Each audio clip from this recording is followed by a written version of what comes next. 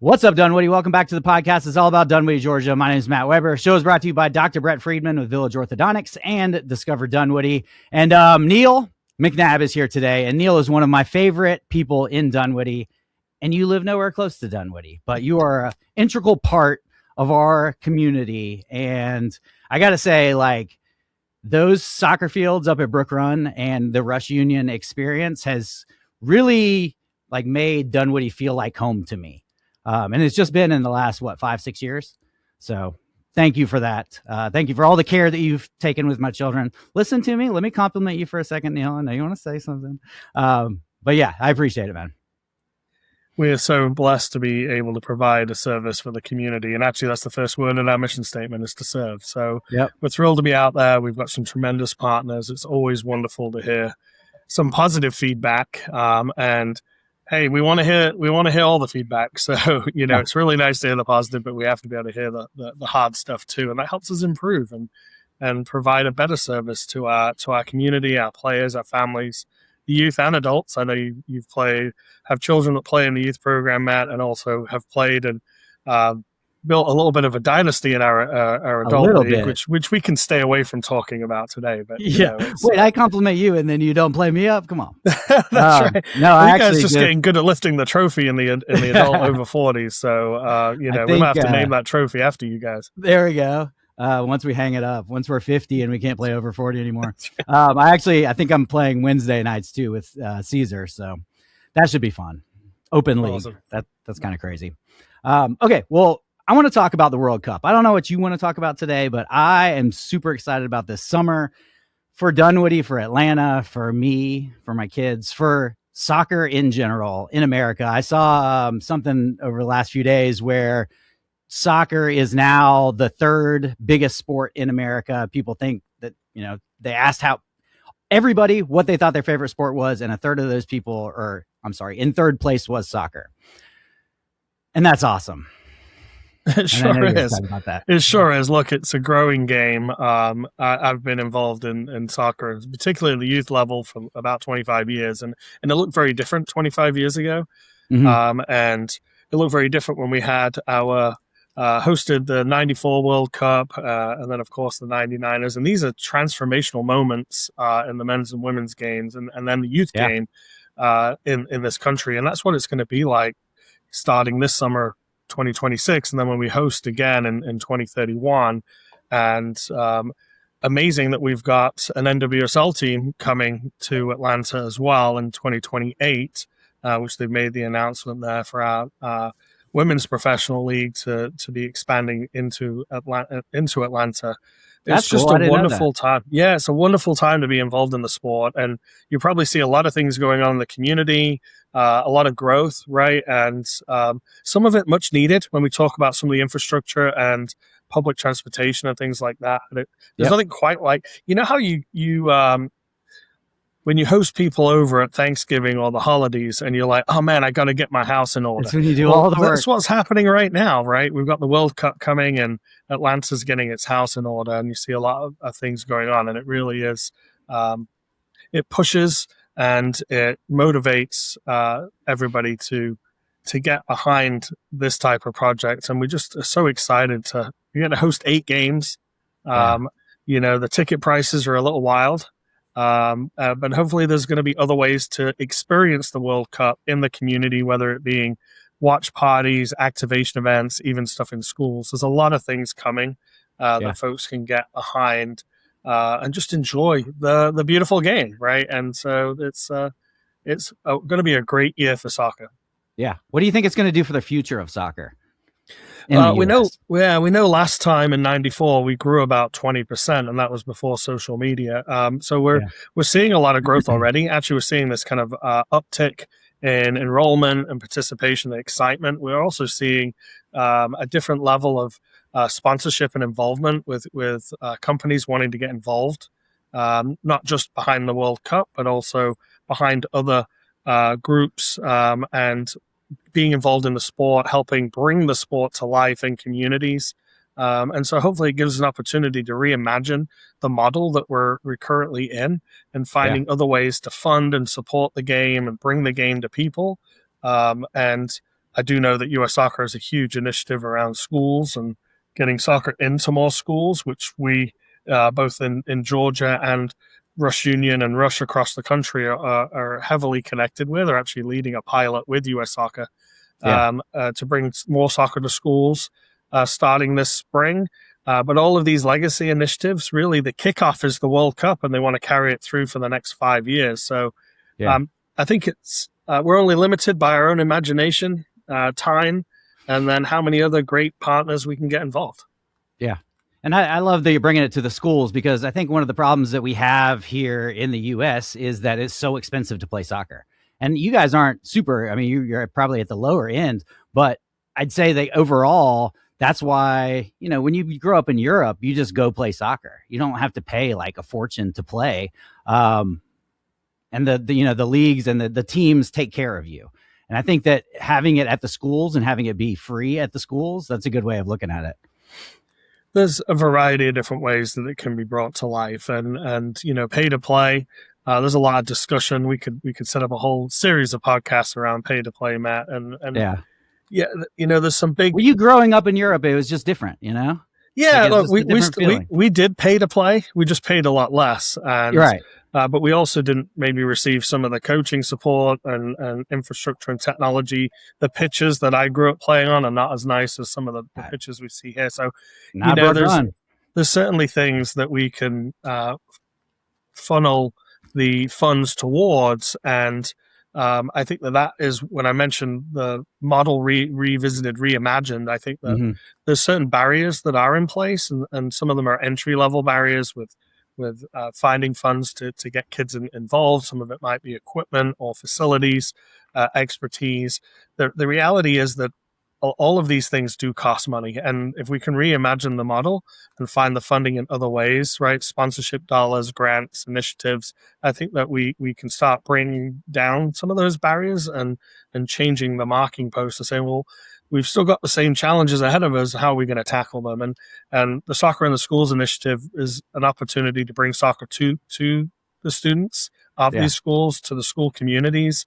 This could be in the form of after-school clubs. This could be PE takeovers, recess takeovers, just festival days. And it's going to be exciting to take the game to the children and hopefully get kids to fall in love with it like we have. And I love the game. It's been a tremendous experience for me as a kid, and then as an adult, and any opportunity we've got to share our passion with others and build that fandom, right? You know, we've Atlanta United has great support. I'm sure the NWSL team's gonna have incredible support. I know that the FIFA World Cup on the men's and the women's side is just going to be an amazing time. Let's build the fandom. All right, quick timeout. You thinking about selling your home this year? Nah, probably not. Statistically, like 10% of you are. And if that's you, I would love to be a realtor right now.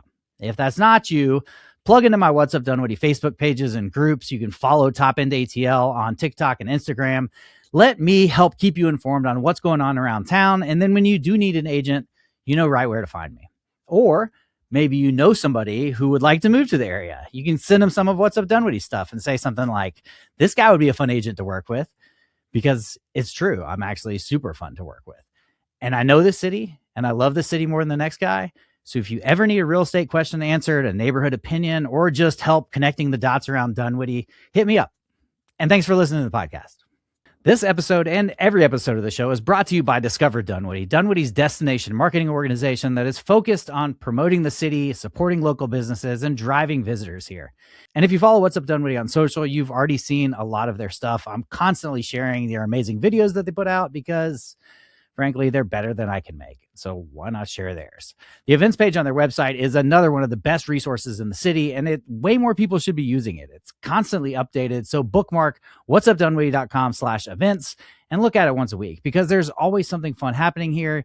You just don't know where to find it. You know, and more people involved in the sport, not just as players, but season ticket holders going to watch the matches, telling their buddies about it, you know, fantasy league soccer teams, whatever it is, just build the fandom and get behind the sport in general, because it is a transformational sport. And if I truly believe that it's a great tool in helping make the world a better place. And so let's keep going. Well said, Neil. Well said. Somebody should put you in charge of Georgia soccer. You know, would that be fun? Yeah. So thanks for bringing that up, Matt. I won an election almost a year ago, volunteer position, and people like, why'd you get involved? I love the opportunity to be involved. I've been on the board previously, serving in a recreational role and an at-large position, and again, just the opportunity to impact the game in a positive way. It is a large volunteer role. We've got a great staff. We've actually got a wonderful group of board members as well. And we're just trying to move the game forward. We're trying to move the state association forward and the game forward. We have our Georgia soccer members, but we really view it that we serve all soccer in Georgia. So you think about coaching education, referee development, hopefully facility development in the not too distant future, these schools initiatives. And so whilst it is volunteer and people might, there may not ever be a good time to step into that kind of a role, but there's no better time than now. Yeah. And, we talk about what's our legacy, I'm not getting any younger, and I want to leave the sport in a better place than I found it. And our legacy starts today. A really good friend of mine said, the best time to plant a tree was 20 years ago, and the second best time is today. And so let's get out there and plant some trees, or in this case, some soccer balls, and hope that we see it come to fruition for our kids and their kids and generations to come. Yeah. Well, they couldn't put it in better hands, I don't think. This was amazing. ChatGPT told me all of this stuff about you. You've got a heck of a life. Born in England, you played for Manchester City. You played for, is it 4 club teams? 2 USL national championships? Yes, that's correct. Yeah. Then you were at Taisa. Some minor league play. Yep. Took you soccer in the area. Yep. Taisa, you were, and then enter Matt to your life. And then I met you at Chiefs. And then since then you've gone real big with Rush United. And didn't you guys get featured in some magazine the other day too? I saw something on social media about like Nationwide, right? Yeah, I was in the, we were actually just featured, Rush Soccer was just featured on US Soccer's social media handle around a World Cup toolkit. And that was actually a project that we'd been leading. I got featured in a local magazine, Georgia Trends, back in the summer. And so I was showing up in waiting rooms all across the state. Yeah. So if you were waiting at the dentist office, you might have seen me on the table. Look over at you. So yeah, exactly. Yeah. And I was trying to do that pose where I was looking off into the distance. And it's just any chance we've got to say the good story, right? Build the narrative around what we're doing. We're impacting lives through the game of soccer. And, US Soccer picked up on this with regards to that kind of paying it forward mentality. We built a toolkit to help. What's the toolkit? Yeah, we built a toolkit to help clubs around the World Cup, right? So we know that there's going to be a growth in the game, and the idea behind the toolkit is, are we ready for that growth? Yeah. Are we ready to... I don't think anybody's ready for it yet. No, listen, and there's going to be things that we have to adapt and move and roll with the punches, right? And what an opportunity to know that you're going to have growth. Yeah. And then really the question is, how do we take advantage of that growth? How do we get new folks involved in the sport, whether it's coaches, referees, or players? We get them engaged. We want to encourage them to return, right? So it's not just I played soccer during the World Cup and then I didn't play again. Yeah. But we want to keep you coming back and realizing that it is a great game, and you can be involved in any of those capacity, referee, coach, player, spectator, and just being around the sport. And so that was the premise of the toolkit, was to help clubs engage in, firstly within themselves, where do they stand, what do they need, but also engage on a community level and bring their community partners together. We're so blessed to have an amazing community around us in the city of Dunwoody, and really excited about what activation events could look like this summer. From just World Cup days, we're trying to get involved in the schools with regards to that PE takeover or recess or field day, and just kind of our staff's ready to come in and volunteer and be part of those events. We know that there's going to be watch party type events. There's going to be activations in the parks, and the city of Dunwoody does their movie nights, and maybe this summer they're showing some soccer movies, and we can be out there and do some activations. And but it's not just Dunwoody either. It's like Ashford Lane is going to have something, and High Street's going to have something. Yes, that's what I'm excited about. I saw something about Decatur, and Decatur claims that they're going to be the home of the watch parties. Like I think they said they're going to show every game in downtown Decatur. That's pretty cool. Well, it's 104 matches, so that's a lot of games to show, and on Fox or Telemundo are the two main providers. So we know that I think there's going to be almost 70 games on regular Fox, and then the rest are on Fox Sports 1 and whatnot, and so hopefully pretty easy to get access there. And if there is an event out in the community and you can go watch it in the public setting and have some fun and kind of feel those World Cup vibes, right? We're going to be welcoming a lot of tourists, I believe, to the community, right? People will be coming to visit us and spend some time with us. And what a great cultural experience that provides us with. And, again, so it's not just the growth around the sport, but the opportunity to highlight the wonderful things about our cities and our communities. And glad you brought that up. 6 week festival, right? I mean, it's just going to be we'll all have to not work for 6 weeks, Matt. That's a lot of matches to watch and get out and have some fun. Well, Dunwoody's positioned well to bring people in. They can stay there and just ride MARTA down. The newfangled MARTA that's going to be improved, supposedly. But yeah, that would be great. The 5 points is getting done. And I was reading something about how much money that Atlanta's putting into it. It's like $50 million or something. And, they were breaking it all down. I was like, man, that is just so much money. But then they're supposed to make like $500 million, the whole community bringing in that much money. And then it's just going to, like, I remember the Olympics in the 90s. It was like, that's kind of like when I don't think I'd really care for the Olympics otherwise. And because of that little bit, like I do watch the Olympics every 4 years now. And I think that people are going to do that with soccer. And I'm really excited about it. I think it's going to be big for Atlanta, big for soccer. And you do a great job of taking that and running with it. Well, it's certainly not a one-man show. I can't tell you that I'm involved in all the watch parties and the economic impact that it's having. I know enough around the details. I do know that the World Cup's going to bring $8 billion economic impact. Oh, wow. 16 host cities. We get to have 8 games, but the opportunity around the other games those are the ones that when we're not hosting here locally, that we're getting to be out in the communities and engage with, right? And just being part of the whole event. There's many people working very, very hard in so many different areas, and we get to do it in a small way in our communities, and hopefully have a lasting impact. And the opportunity to work a little closer to U.S. Soccer and some of their initiatives and how they want to grow the game, or the marketing team with how they want to support the watch parties, and the school's initiatives on how they want to bring soccer. I think we view ourselves more of a conduit, and we're trying to lead the way by talking about it, by being engaged, by being available, but also by being a conduit. How do we help amplify the message? And get more people involved and just awareness. And so we're talking about it on a local level. How do we educate our coaches that we've got, our community? We're just talking about the fun and what a great thing to talk about, right? Yeah. We spend a lot of our time dealing with maybe issues that we've got going on and whatnot, right? And here's something that we know is going to be amazing. Yeah. And it's a lot of fun just to talk about what's going to happen. And that, we're getting a lot closer. We're in 26 now. We're in the World Cup year, and we're starting to see some of these things come to fruition.